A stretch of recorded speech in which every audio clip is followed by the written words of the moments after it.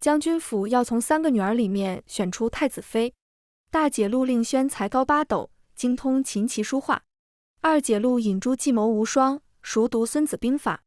我力拔山兮气盖世，要才华有力气，要智谋有力气。阿爹决定在大姐和二姐之间抽签决定人选。我在旁边吃瓜的时候看见了弹幕。大家好，欢迎收看皮皮听书。才高8斗，计谋无双又如何？都是女主宝宝晋升路上的垫脚石罢了。陆令轩可惜了，性格温弱，不得太子的喜欢，还没成亲就被女主设计毁容，最后只能一辈子青灯古佛。陆引珠才可惜，本来都和心上人在一亲了，陆令轩出家之后只能他顶上。婚后和太子相敬如宾，生产的时候被女主设计一尸两命。最后女主宫斗成功，上位之后联合朝臣打压将军府。陆将军和陆幼瑜在战场被断粮，5万大军全军覆没。我大惊失色，一掌拍碎了石桌。爹，我要当太子妃。阿爹看着满地碎石，欲言又止，吞吞吐吐。幼瑜啊，深宫险恶，你这性子进去，免不了要吃亏的。大姐劝我，三妹，你琴棋书画一窍不通，皇家规矩森严，你适应不了的。二姐也劝我，三妹，宫里人均800个心眼子，你去了之后大概就只剩下人均100了。况且深宫拘束，你喜欢自由，为何非要自投牢笼呢？我心知阿爹和姐姐们疼爱我，不忍心我去宫里被搓磨，但我不可能明知结局，仍然眼睁睁看着姐姐们去送死。我随手捡起拳头大小的石块，五指用力，石块在我指尖化为细碎的粉末，随风飞扬。一切规矩和诡计，在绝对强大的实力面前，都只是纸老虎罢了。我当太子妃的事儿就这么定下了。次日，皇后娘娘就将我接进宫中，让长侍宫女教我规矩。怎么是陆幼瑜进宫了？她那点脑子还没我早上吃的豆腐脑多。这把肯定是落地成盒，陆幼瑜这蠢货连新手村都过不了。她还不知道长侍宫女是女主宝宝的人，早就准备好了手段，给未来太子妃一记下马威。唉，虽然很可怜，但宫斗文里像陆幼瑜这种脑子绝对活不过3章。弹幕开始打赌，我能在女主手底下活到第几天。长侍宫女一见到我就开始挑刺。三姑娘，大红衣衫太艳，首饰多金太俗，日后制衣便交给宫里绣娘吧，不要将外面那些小家子气的做派带到宫里。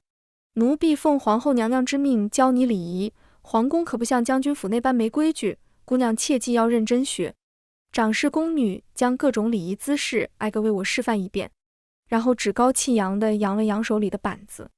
三姑娘，请学着奴婢刚才的样子做一遍，若有错漏，可是要挨手板的。我装模作样地揉了揉眼睛，刚刚没看清，你再做一遍。长侍宫女面露不愉，又为我展示了一遍。我打了个哈欠，你做得太快了，放慢速度再来一遍。长侍宫女怒视我，大胆。三姑娘是将皇后娘娘的吩咐当作儿戏吗？学习如此不认真，我定要去禀报皇后娘娘。我的嗓门比她还大。放肆！皇后娘娘让你悉心教我礼仪，我只是让你示范2遍，你就不耐烦了，教习如此敷衍，我定要去禀报皇后娘娘。宫女和未来的太子妃，皇后会偏帮谁，用脚趾头想都知道。长侍宫女没了嚣张气焰，在我的各种借口之下，将所有行礼姿势重复了800多遍，最后身体痉挛，口吐白沫，累倒在地上。我耳边还没清静半个时辰，皇后便又送来了一个宫女教导我。小宫女长得温柔娴静，看上去十分好相与，但我却提起了12万分的警惕，因为弹幕说她就是女主柳扶霜。女主宝宝亲自出马了，陆幼瑜即将 out。 我还挺喜欢陆幼瑜的，只可惜她遇上的是未来宫斗冠军柳扶霜，毫无胜算。柳扶霜能赢到最后，不是纯靠女主光环的。长侍宫女被陆幼瑜戏耍之后，她立刻有了危机感，自己亲自出手了，要将危险的敌人扼杀在摇篮里，每一步都小心谨慎。柳扶霜对我温柔和善，教导我礼仪时认真负责，若我有不对的地方，她指出的时候也十分委婉，丝毫不像是弹幕里所说心机深沉的样子。即使我并没有刻意打听柳扶霜的消息，但人多嘴杂，传到我耳朵里的也有不少。柳福霜原是九品小官家中的庶女，3年前，她被嫡母强行送去80岁老王爷的府上当小妾。为谋一条生路，柳福霜进宫当了宫女，因为做事格外聪慧妥帖，被皇后娘娘看中，调到身边当了近身侍女。1年前发现太子对柳福霜有意，便将柳福霜赐给太子当通房。只等太子大婚后，柳福霜便会被抬进东宫，成为名正言顺的侍妾。和宫里都夸赞柳福霜为人最是温柔贤淑。在太子出现之前，柳福霜在我面前表现的也确实如此。我在皇后宫中受教导的第3日，太子过来看望我，柳福霜正在给我奉茶。我伸手去接，他却突然手一抖，茶水全部翻倒在他的手背上。我什么都还没说，柳福霜惶恐地跪地磕头，奴婢手笨，求太子妃原谅。太子气势汹汹地走过来，将柳福霜拉到身后护着。他看着柳福霜被热茶烫红的手背，满眼心疼，转头对我怒目而视。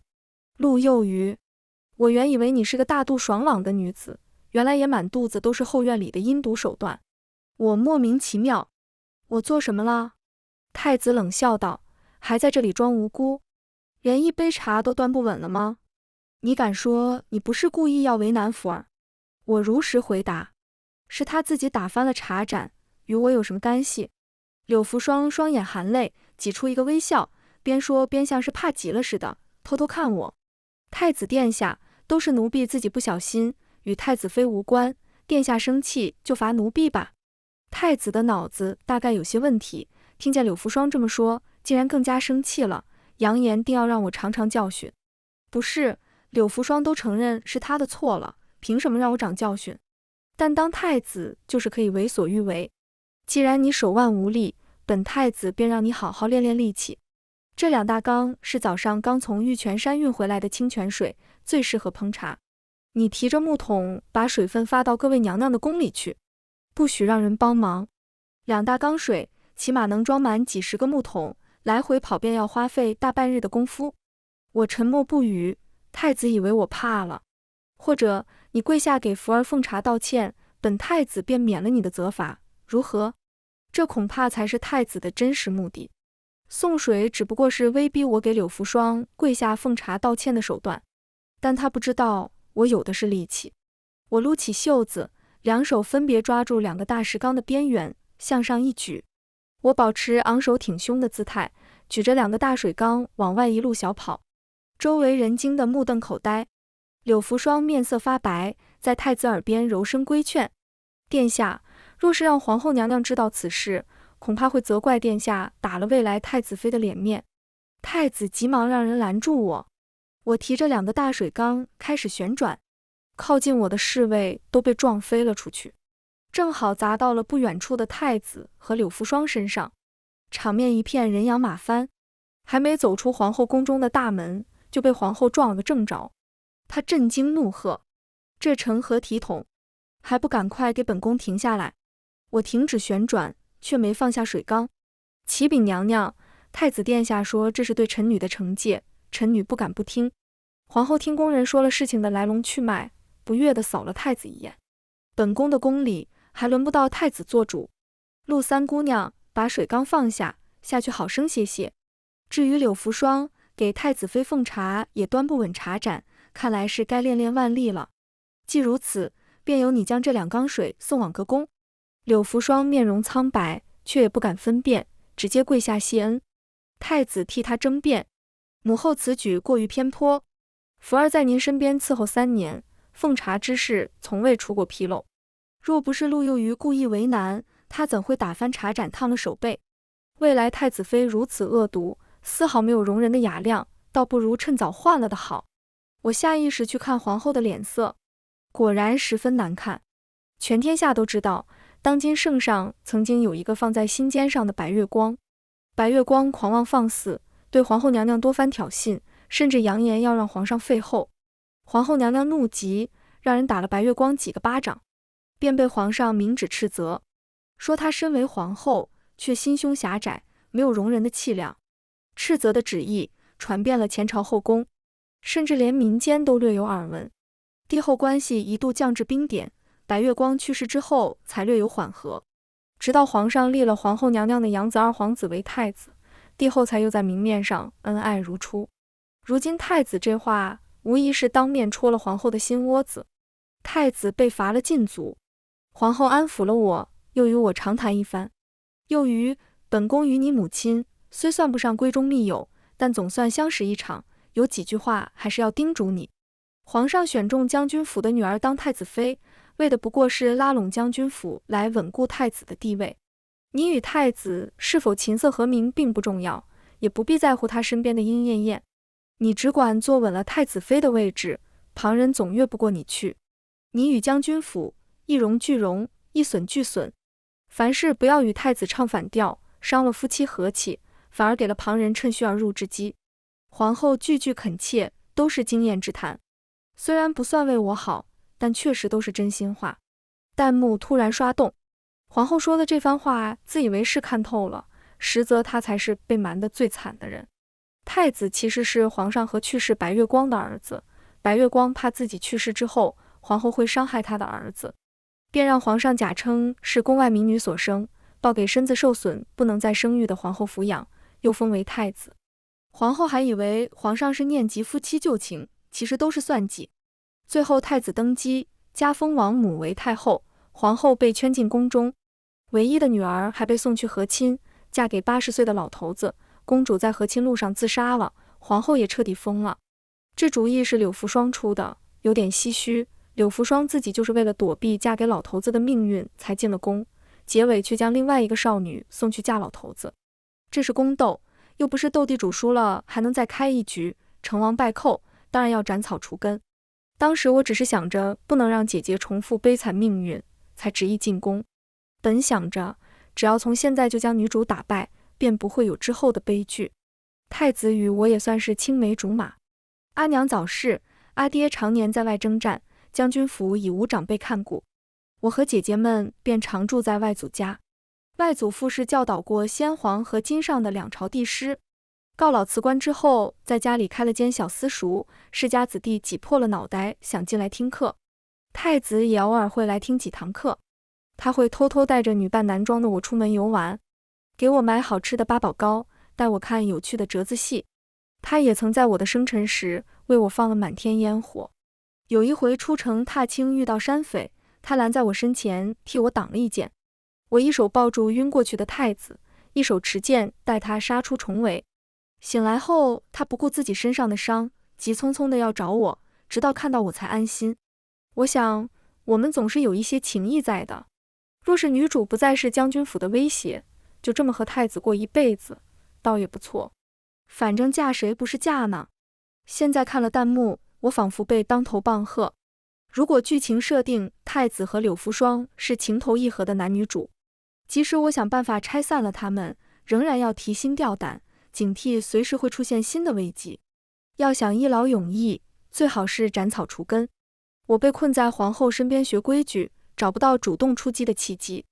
但幸好柳福霜会把机会往我的手里送。太子猎得一头罕见的白虎送给圣上，圣上龙心大悦，特地举办了观虎宴。弹幕说，原著剧情里就是这里柳福霜把陆令轩的香囊里添加了吸引老虎的香草，猛虎利爪毁了陆令轩的容貌，现在换成陆幼鱼，估计也还是逃不过。这一招是真恶毒，但无所谓，我会溺爱女主宝宝，在后宫里想成功总是要踩着别人的尸骨的。虽然知道柳福霜就是靠恶女大女主出圈的，但还是略感不适。毕竟无论是原书的陆令轩还是现在的陆幼鱼，都没有主动得罪过女主，却处处被算计。果然，下一刻柳福霜端着全套的衣衫首饰推门进来。太子妃，这是皇后娘娘命人为您准备的衣衫，奴婢服侍您更衣。衣服换好之后，我随手拿着香囊放在笔下清嗅，这味道倒是有些特殊。柳福霜镇定自若，若不是有些颤抖的手指泄露了她的紧张，从面上倒真看不出。这是太医院为后宫贵人做的驱虫香囊，还有凝神静气的功效。我把香囊系在了腰间，柳福霜神色一松，低头露出一个浅笑。到了宴会时，我私下悄悄与皇后娘娘说，想要和太子离得近些。她以为我是想通了，打算好好与太子相处，自然不会拒绝，特地让我和太子共用一张桌案。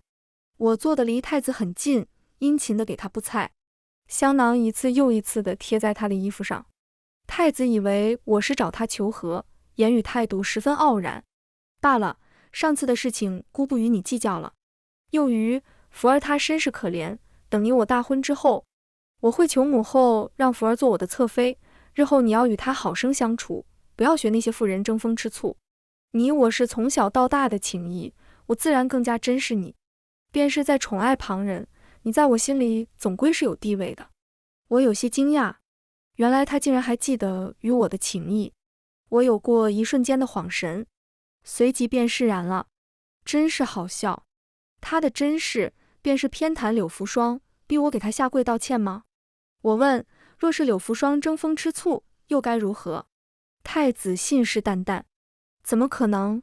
福儿她最是善解人意，上次你故意为难她，她还劝我不必为此与你生气，免得伤了日后的夫妻情分。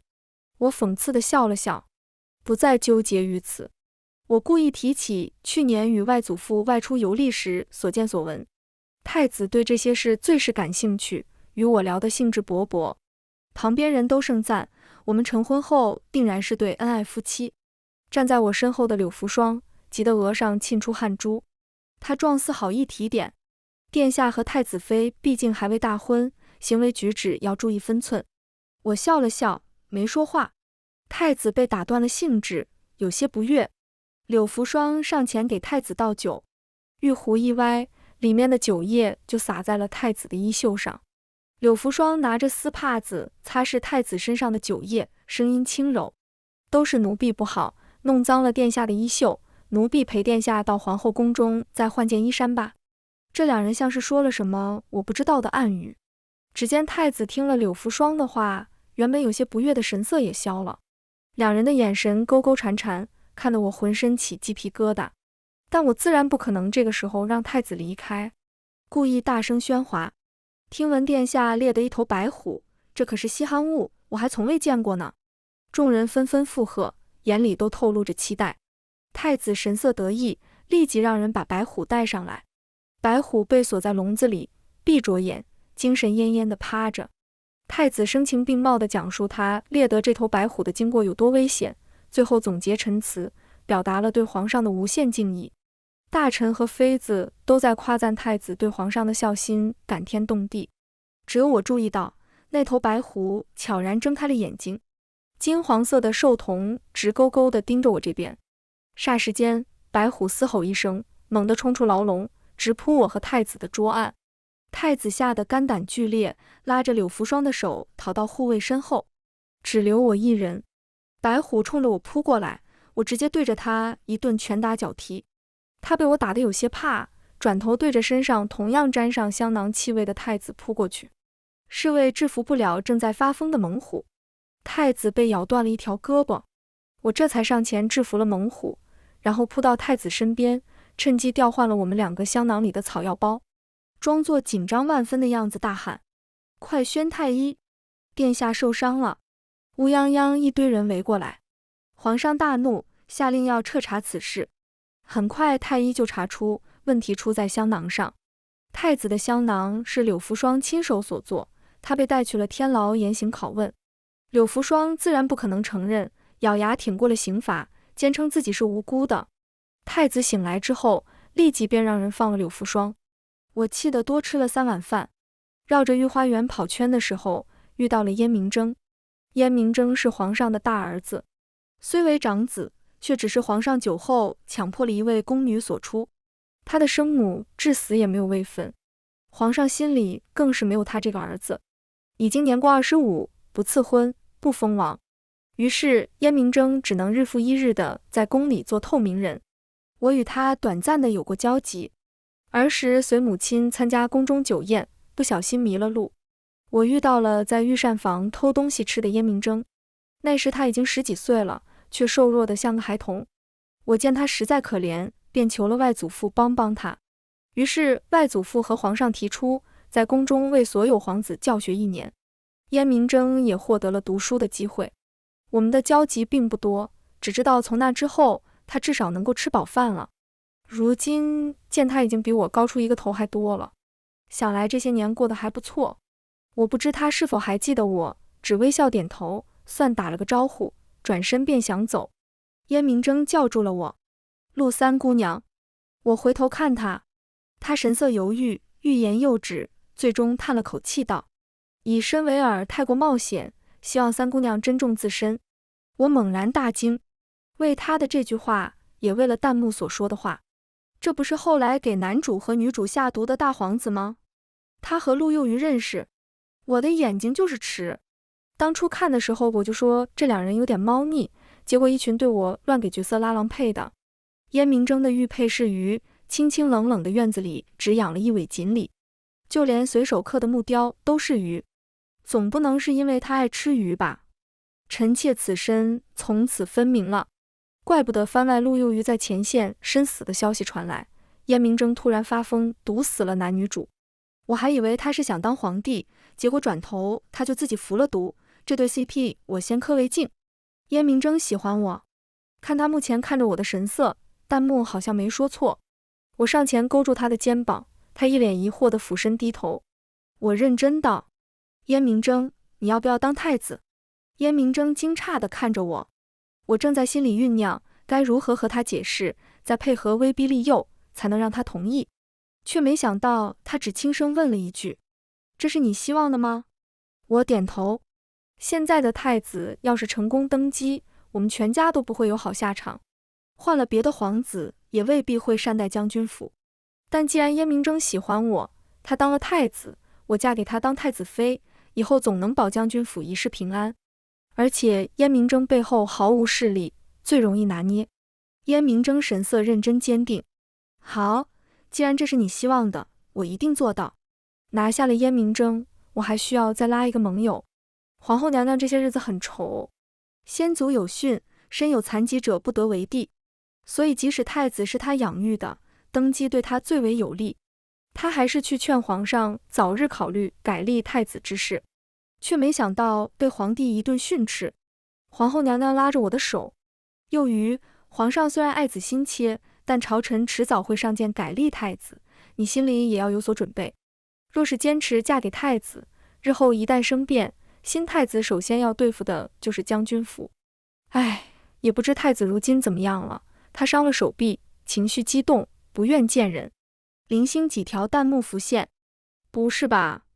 男主真残了，这接下来的剧情还怎么发展？没关系，皇上心里只有他和白月光生的太子，就算是残了，也会力排众议扶他上位。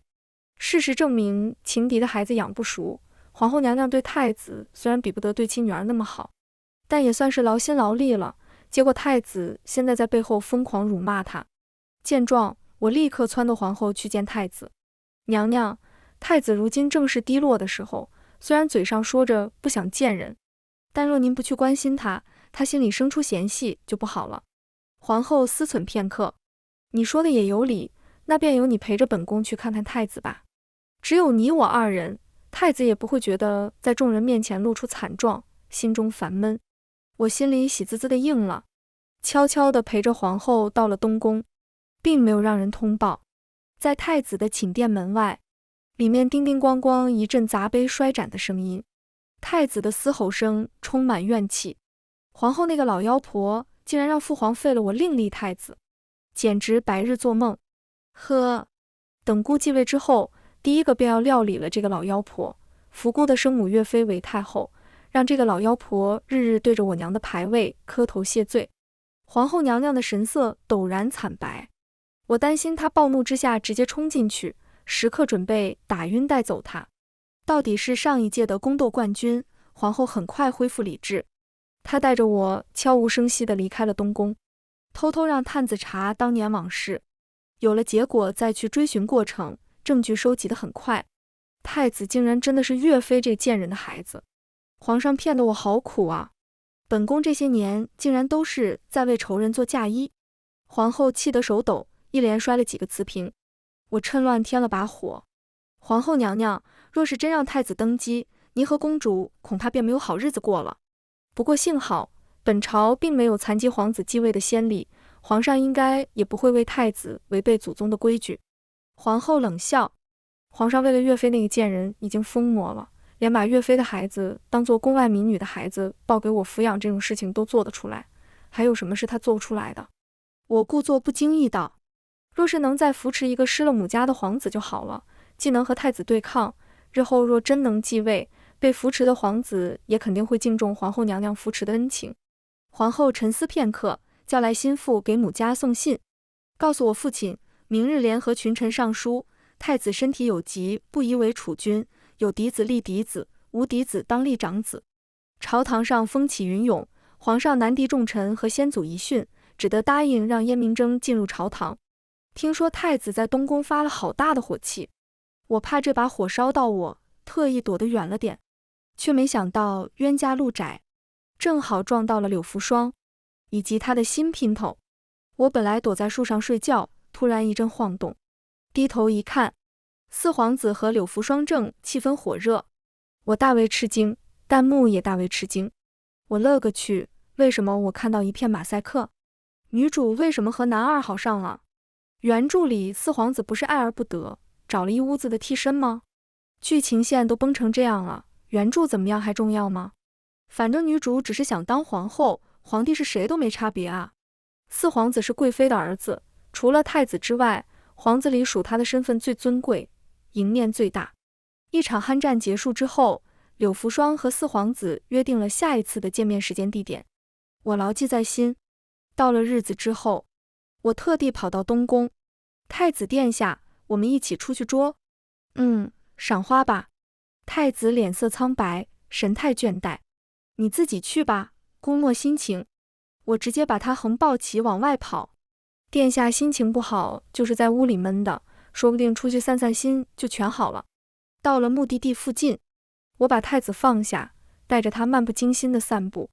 太子突然问我，幼鱼，你还愿意当太子妃吗？我毫不犹豫地答，当然，不然我为什么费那么大劲帮燕明征当太子？太子突然眼眶一红，幼鱼，之前是姑做的不够好，姑答应你，以后后宫里只有你一个爱妻，福儿一个美妾便足矣，再不会选秀内妃，我们三个好好在一起。我强忍住想要一拳把他打飞的心思，带着他走到墙边，一墙之隔，吟声阵阵。四皇子的声音低沉，福双，我与太子皇兄谁更好？柳福双喘声连连，当然是你了，太子殿下自从断了手臂之后，身体便有了隐疾。太子脸色青黑，一拳打在墙壁上，他那点力道只能震落一层墙灰，我便偷偷出手帮了他，一记硬拳打在墙壁上，墙面砖块瞬间开裂，然后轰然倒塌，将一对狂徒压在砖块之下。柳福双的赤色鸳鸯肚兜还挂在四皇子的腰带上，太子自然受不了这种羞辱，以牙还牙断了四皇子的命根，又将柳福双的双腿废了，囚禁在身边。我去看过坐在轮椅上的柳福双，他状若癫狂，是你，都是你对不对？这一切都是你设计好的，也是你当初换了和太子的香囊。我要告诉太子殿下。我淡然一笑，你要告诉太子殿下，是因为你制作了那个香囊，故意吸引猛虎，才导致他被咬断了手臂吗？你猜他是会恨你还是恨我？柳福双嚷嚷的声音小了些，我错了，求求你放我离开吧，太子他疯了，他每天都在折磨我。柳福双从轮椅上摔下来，披头散发，一步步向我爬过来，嘴里不停地哀嚎哭求，这副样子有点可怜。但我只要想起我大姐二姐因他而凄惨的原结局，就又硬了心肠，头也不回地离开。太子已然是个废人，唯一的倚仗便是皇上了。可皇上最近也没空搭理他，因为皇后娘娘找了个和岳飞有8分相似的女子送到了皇上身边，那女子直接被封为贵妃，每日陪着皇上饮酒作乐，荒废朝事。燕明征在皇后的默默支持下，很快把持了朝政。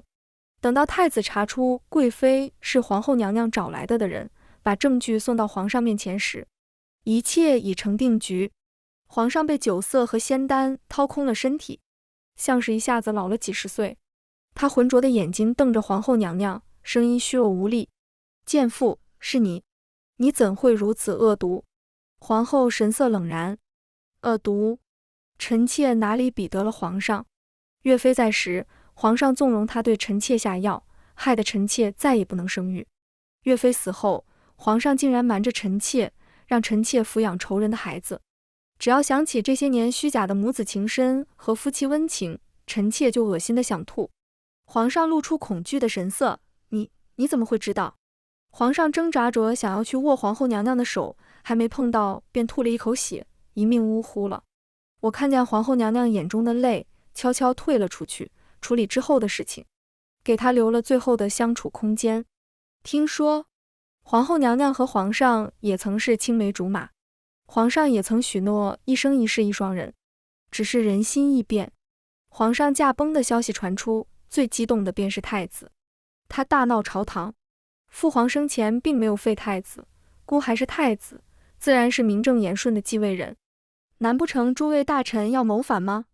皇后娘娘拿着圣旨摆平乱局，圣旨上明明白白写着皇长子燕明征继承大统。不，这不可能！